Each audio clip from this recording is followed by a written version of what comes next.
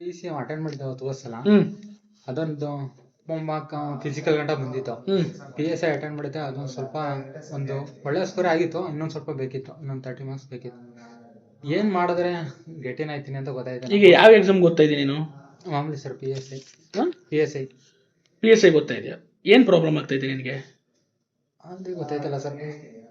ಅಲ್ಲ, ಈಗ ನಿನಗೆ ಏನ್ ಸಮಸ್ಯೆ ಅಂತ ಹೇಳಿದ್ರೆ ನಾನು ಅದಕ್ಕೆ ಸೊಲ್ಯೂಷನ್ ಹೇಳ್ಬೋದು. ಫಸ್ಟ್ ಪೇಪರ್ ಅಲ್ಲಿ ಒಂದು 50ಗೆ 25 ತೆಗಿತಾ ಇದ್ದೀನಿ.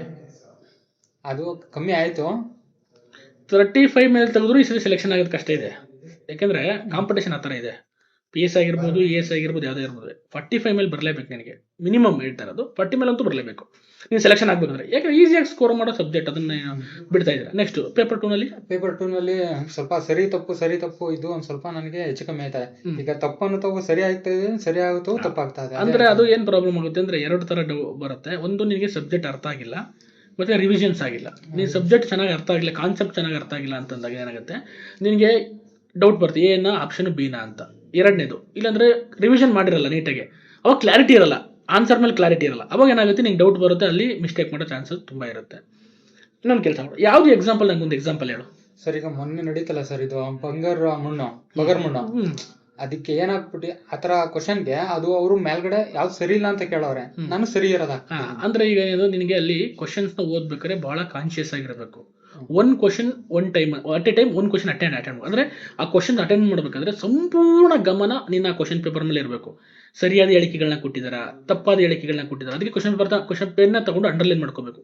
ಸರಿ ಹೇಳಿಕೆಗಳನ್ನ ಕೊಟ್ಟಿದಾರ, ತಪ್ಪು ಹೇಳಿಕೆ ಕೊಟ್ಟಿದಾರ. ಆಮೇಲೆ ಒಂದೊಂದೇ ಸ್ಟೇಟ್ಮೆಂಟ್ ನ ಏನ್ ಮಾಡ್ಬೇಕು, ನೀನು ರೂಲ್ ಔಟ್ ಮಾಡ್ತಾ ಬರಬೇಕು. ಈ ಸ್ಟೇಟ್ಮೆಂಟ್ ಸರಿ ಇದೆಯಾ, ಅಲ್ಲೇ ಅವ್ರು ತಪ್ಪಿದ್ದಾರೆ ಅಂದ್ರೆ ಸ್ಟೇಟ್ಮೆಂಟ್ ಸರಿ ಇದ್ರೆ ಅದು ಆನ್ಸರ್ ಆಗಲ್ಲ. ಎರಡನೇ ಸ್ಟೇಟ್ಮೆಂಟ್ ಸರಿ ಇದೆಯಾ, ಮೂರನೇ ಸ್ಟೇಟ್ಮೆಂಟ್ ಸರಿ, ಎಷ್ಟು ಸ್ಟೇಟ್ಮೆಂಟ್ ತಪ್ಪಿದೆ ಅಂತ ಕೇಳಿದ್ರೆ ಹಂಗಾರೆ ನೀನು ಯಾವ ಸ್ಟೇಟ್ಮೆಂಟ್ ತಪ್ಪಿದೆ ಅವ್ನು ಮಾತ್ರ ಹುಡುಕ್ಬೇಕು. ಹುಡುಕ್ಬಿಟ್ಟು ಎ ಬಿ ತಪ್ಪಿದೆ, ಎ ಸಿ ತಪ್ಪಿದೆ, ಎ ಡಿ ತಪ್ಪಿದೆ, ಆಲ್ ಆಫ್ ಎಲ್ಲವೂ ತಪ್ಪಿದೆ ಅಂತ ನೀನು ಆನ್ಸರ್. ಇದಕ್ಕೆ ಕಾನ್ಶಿಯಸ್ನೆಸ್ ಇರಬೇಕು.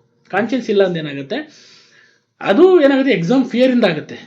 ಇಲ್ಲ, ಎಕ್ಸಾಮ್ ಫಿಯರ್ ಬಂದ್ಬಿಡ್ತು ಅಂದ್ರೆ ನಿನಗೆ ರೈಟ್ ಕ್ವಶನ್ಸ್ ಮಾಡೋದನ್ನು ರಾಂಗ್ ಮಾಡ್ತಾ ಇರ್ತೀಯ. ಅರ್ಥ ಆಗ್ತಿದೆ? ಅದಕ್ಕೆ ಏನ್ ಮಾಡ್ಕೋ, ಎಕ್ಸಾಮ್ ಫಿಯರ್ ಹೋಗ್ಬೇಕು ಅಂದ್ರೆ ಯು ಶುಡ್ ಪ್ರಾಕ್ಟೀಸ್. ಎಲ್ಲಿ ಪ್ರಾಕ್ಟೀಸ್ ಮಾಡ್ಬೇಕು, ಟೆಸ್ಟ್ ಸೀರೀಸ್ಗಳು, ಮನೇಲಿ ಕುತ್ಕೊಂಡು ಓಲ್ಡ್ ಕ್ವಶನ್ ಪೇಪರ್ನ ಸಾಲ್ವ್ ಮಾಡೋದು. ಇವ್ನು ಮಾಡ್ತಾ ಮಾಡ್ತಾ ಮಾಡ್ತಾ ಮಾಡ್ತಾ ಏನಾಗುತ್ತೆ, ನಿನಗೊಂದು ಎಕ್ಸ್ಪೀರಿಯನ್ಸ್ ಬರುತ್ತೆ.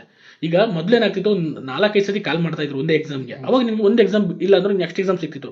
ಬಟ್ ಈಗ situation is very very difficult. ಒಂದ್ಸತಿ ಕಾಲ ಆಯ್ತು ಅಂತಂದ್ರೆ ಮತ್ತೆ ಅದು ಯಾವಾಗ ಕಾಲ ಆಗುತ್ತೋ ಗೊತ್ತಿರಲ್ಲ. ಹಾಗಾಗಿ ನೀವು ಫಸ್ಟ್ ಅಟೆಂಪ್ಟ್ ಲಾಸ್ಟ್ ಅಟೆಂಪ್ಟ್ ಅಂದ್ಕೊಂಡು ನೀವೇನು ಮಾಡಬೇಕು, ಪ್ರಿಪೇರ್ ಆಗಬೇಕು. ಯಾವ ಲೆವೆಲ್ ಪ್ರಿಪೇರ್ ಆಗಬೇಕು ಅಂದ್ರೆ ಯಾವುದೇ ಕ್ವಶನ್ಸ್ ಮಿಸ್ ಆಗಬಾರ್ದು. ಆಮೇಲೆ ಎಲ್ಲಾ ಸಬ್ಜೆಕ್ಟ್ಸ್ನು ಓದಬೇಕು. ನೀನು ಯಾವ್ದು ಬ್ಯಾಕ್ ಗ್ರೌಂಡ್ ನಿಂದು? ಇದು ಬಿಕಾಮ್ ಸರ್. ಬಿಕಾಮ್ ಅಂದ್ಕೊಂಡು ನಿಮ್ಗೆ ಈ ಹಿಸ್ಟ್ರಿನೂ ಕಷ್ಟ, ಸೈನ್ಸ್ ಕಷ್ಟ, ಮಧ್ಯದಲ್ಲಿ ಇರ್ತೀರಾ ನೀವು. ಎಕನಾಮಿಕ್ಸ್ ಒಂಚೂರು ಅರ್ಥ ಆಗ್ಬೋದೇನೋ. ಯಾವ್ದು ನಿಂದು ಡಿಗ್ರಿನಲ್ಲಿ ಓದಿರೋ ಸಬ್ಜೆಕ್ಟ್ಸ್ಗಳು?